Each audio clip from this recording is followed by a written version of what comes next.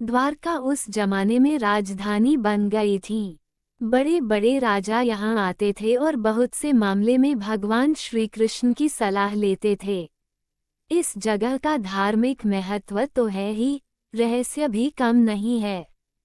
कहा जाता है कि श्री कृष्ण की मृत्यु के साथ उनकी बसाई हुई यह नगरी समुद्र में डूब गई।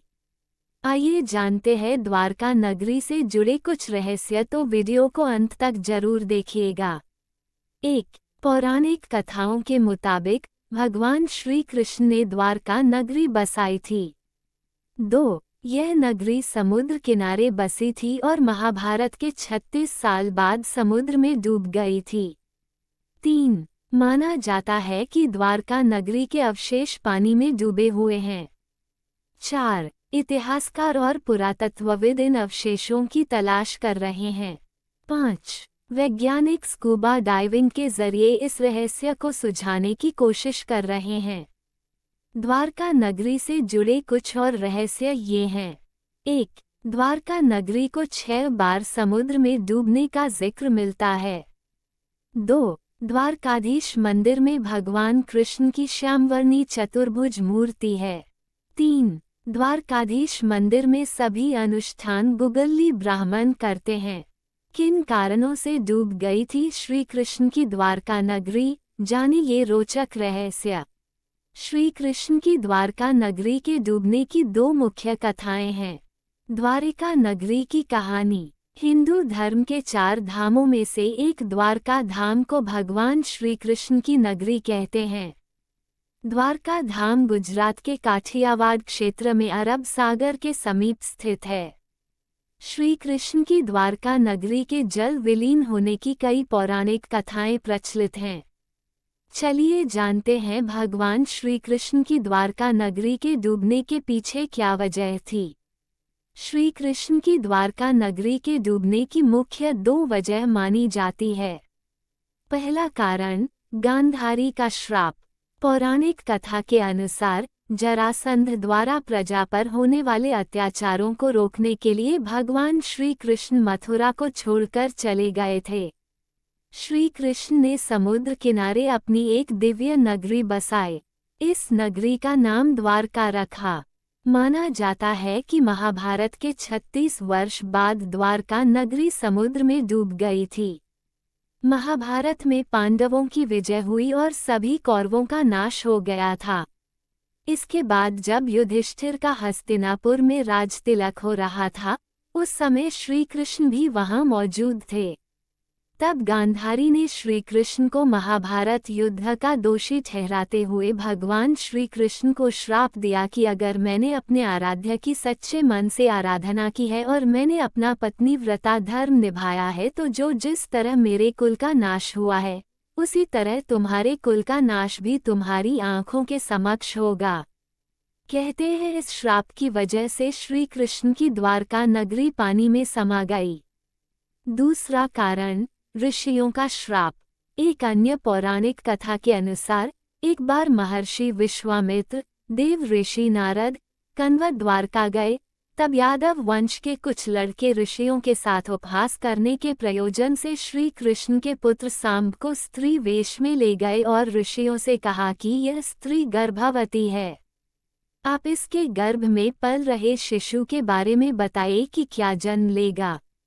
ऋषियों ने अपना अपमान होता देख श्राप दिया कि इसके गर्भ से मुसल उत्पन्न होगा और उस मुसल से समस्त यदुवंशी कुल का विनाश होगा। उसके पश्चात सभी यदुवंशी आपस में लड़ लड़कर मरने लगे थे। सभी यदुवंशियों की मृत्यु के बाद बलराम ने भी अपना शरीर त्याग दिया था। श्री कृष्ण पर किसी शिकारी ने हिरण समझकर बाण चला दिया था, जिससे भगवान श्री कृष्ण देवलोक चले गए। उधर जब पांडवों को द्वारका में हुई अनहोनी का पता चला तो अर्जुन तुरंत द्वारका गए और श्री कृष्ण के बचे हुए परिजनों को अपने साथ इंद्रप्रस्थ लेकर चले गए। इसके बाद देखते ही देखते पूरी द्वारका नगरी रहस्यमय तरीके से समुद्र में समा गई। द्वारका एक अति महत्वपूर्ण हिंदू तीर्थस्थल है। ये हिंदुओं के साथ सर्वाधिक पवित्र तीर्थों में से एक तथा 4 धामों में से एक है। ये 7 पुरियों में एक पुरी है। जिले का नाम द्वारकापुरी से रखा गया है, जिसकी रचना 2013 में की गई थी। यह नगरी भारत के पश्चिम में समुद्र के किनारे पर बसी है। हिंदू धर्मग्रंथों के अनुसार भगवान कृष्ण ने इसे बसाया था। ये श्री कृष्ण की कर्मभूमि है। द्वारका भारत के 7 सबसे प्राचीन शहरों में से एक है। धुनिक द्वारका एक शहर है। कस्बे के एक हिस्से के चारों ओर चहारदीवारी खींची है। इसके भीतर ही सारे बड़े बड़े मंदिर है। काफी समय से जाने माने शोधकर्ताओं ने पुराणों में वर्णित द्वारिका के रहस्य का पता लगाने का प्रयास किया, लेकिन वैज्ञानिक तथ्यों पर आधारित कोई भी अध्ययन कार्य अभी तक पूरा नहीं किया गया है। 2005 में द्वारिका के रहस्यों से पर्दा उठाने के लिए अभियान शुरू किया गया था। इस अभियान में भारतीय नौसेना ने भी मदद की। अभियान के दौरान समुद्र की गहराई में कटे छटे पत्थर मिले और यहां से लगभग 200 अन्य नमूने भी एकत्र किए, लेकिन आज तक ये तय नहीं हो पाया कि यह वही नगरी है अथवा नहीं जिसे भगवान श्री कृष्ण ने बसाया था। आज भी यहाँ वैज्ञानिक स्कूबा डाइविंग के जरिए समंदर की गहराइयों में कैद इस रहस्य को सुझाने में लगे हैं। श्री कृष्ण मथुरा में उत्पन्न हुए, पर राज उन्होंने द्वारका में किया। यहीं बैठकर उन्होंने सारे देश की बागडोर अपने हाथ में संभाली, पांडवों को सहारा दिया, धर्म की जीत कराई और शिशुपाल और दुर्योधन जैसे अधर्मी राजाओं को मिटाया। द्वारका उस जमाने में राजधानी बन गई थी। बड़े बड़े राजा यहाँ आते थे और बहुत से मामले में भगवान श्री कृष्ण की सलाह लेते थे। इस जगह का धार्मिक महत्व तो है ही, रहस्य भी कम नहीं है। कहा जाता है कि श्री कृष्ण की मृत्यु के साथ उनकी बसाई हुई यह नगरी समुद्र में डूब गई। आज भी यहाँ उस नगरी के अवशेष मौजूद हैं।